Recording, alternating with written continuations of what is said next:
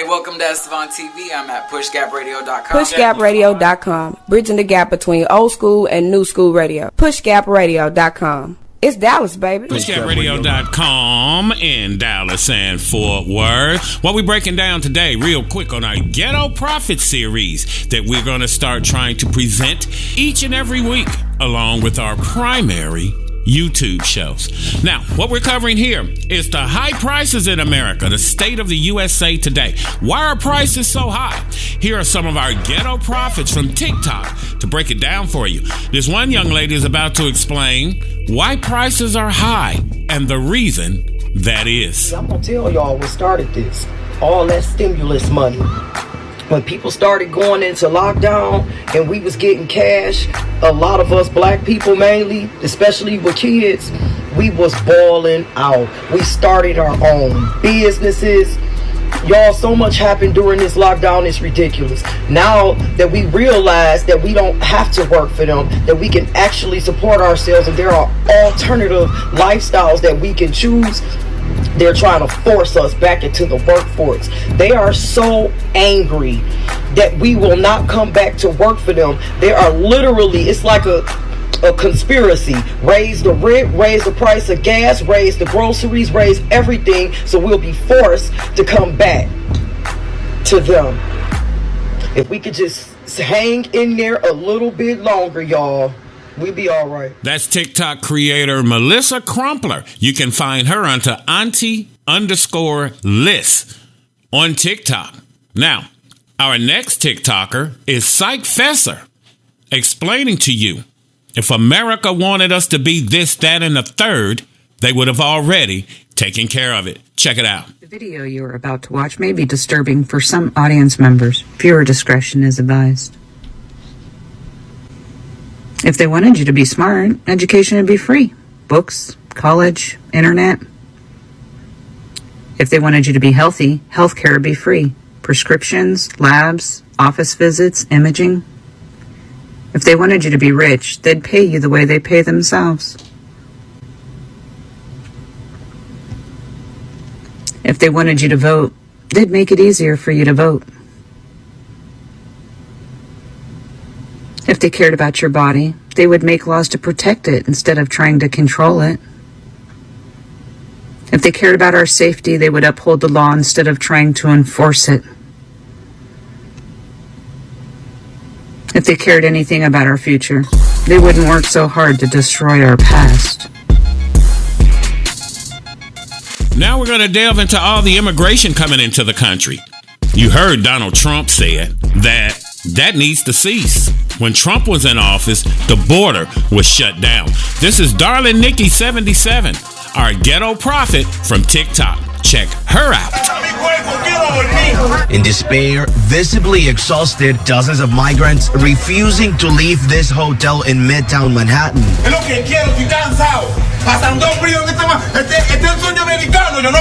This Venezuelan man saying he's tired and cold, questioning if this is the harsh reality of the American dream. The cops are here. We need people at the Watson right now. Send them back.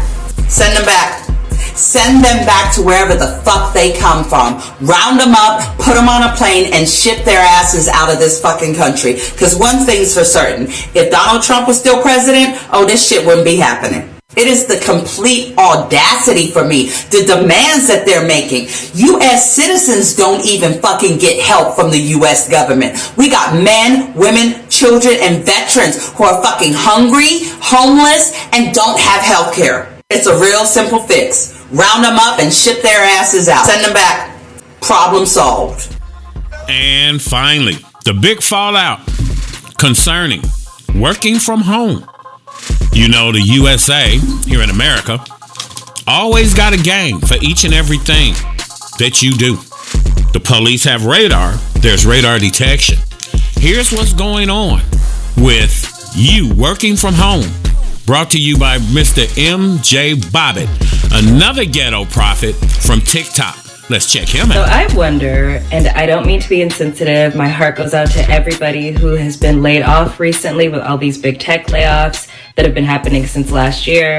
But a part of me wonders if this is somehow a way for employers to start to take their power back. Now, obviously, there's probably a myriad of reasons why these layoffs are happening the way that they're happening and in such large numbers. However, literally a year ago, we had a shortage of workers. We had kind of like an anti-corporate movement where people didn't want to go back to the office. People were starting to stand up for themselves and set boundaries of how long they were going to work, the hours, etc. And people were starting to demand more pay and pay transparency. And I saw a lot of people on here saying that they deserved 6 figures. Even some people, like, regardless of how much work experience they had, which is a whole other conversation. And so, you know, given we live in a capitalist society and this is the United States of America, I personally always thought something was going to come that was going to put us in our place. And I wonder if this is it. So everybody seems to be talking about these layoffs, but I haven't heard anybody talk about this. And honestly, there's not a person alive that could convince me that I'm wrong about this. Because I think the problem is significantly worse than people realize, because not only are these jobs disappearing at an alarming rate, they're not coming back. Because I believe what's happening in the tech/white collar industry right now is the modern day equivalent of what happened with manufacturing throughout the 90s and the early 2000s.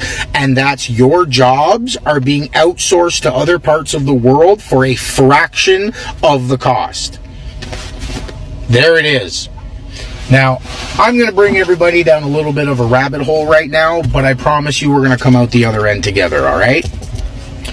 In 90 or 91, China joined the World Trade Organization, okay? The plan was they were going to sell stuff here, we were going to sell stuff over there, everybody wins, right? Fast forward 10, 15 years, we don't sell a goddamn thing over there. They sell everything over here. And here's the kicker. In that 15-year time period, we lost millions and millions of high-paying manufacturing jobs that all came with benefits and pensions and 401ks and profit sharing and all that good stuff. Millions of them wiped off the fucking board because every major manufacturer in North America shipped production to the other side of the world to save massive amounts of money. Now, right around that same time, 2005, we've essentially perfected the internet. Every office, home, store, business in the world are now connected. What happens next?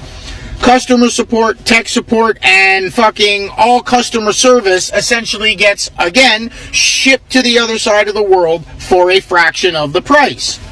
Now, again, let's fast forward it to 2023. A lot of you have spent the past 2 years aggressively trying to convince your employer that your physical presence was not needed to do your job. Okay? Hey, look, boss, I don't even need to show up to work. And not only did production not go down, it went up. You just opened Pandora's box, because now, what do you think the next logical step for these companies is going to be? Are they going to hire you back at $50,000 a year? Or are they going to outsource and get an entire fucking team on the other side of the world for that same $50,000? Y'all just fucked yourselves. Let us know what you think. Put down in the comments as it concerns why they got the prices so damn high. What would America do? Now, if you're answering each and every one of these, number one lets me know what you're saying about why prices are sky high. Number two lets us know that if America wanted us to have education or whatnot.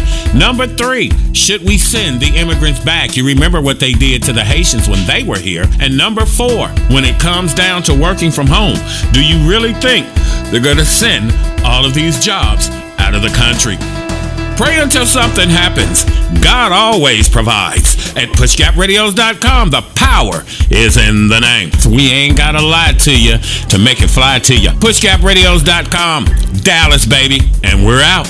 Shaka 4-1 in the main event with Jackie O. We're internet famous, just not real life hot. With pushgapradios.com. It's going down, baby. Dallas. PushGapRadio.com, bridging the gap between old school and new school radio. PushGapRadio.com. It's Dallas, baby. PushGapRadio.com.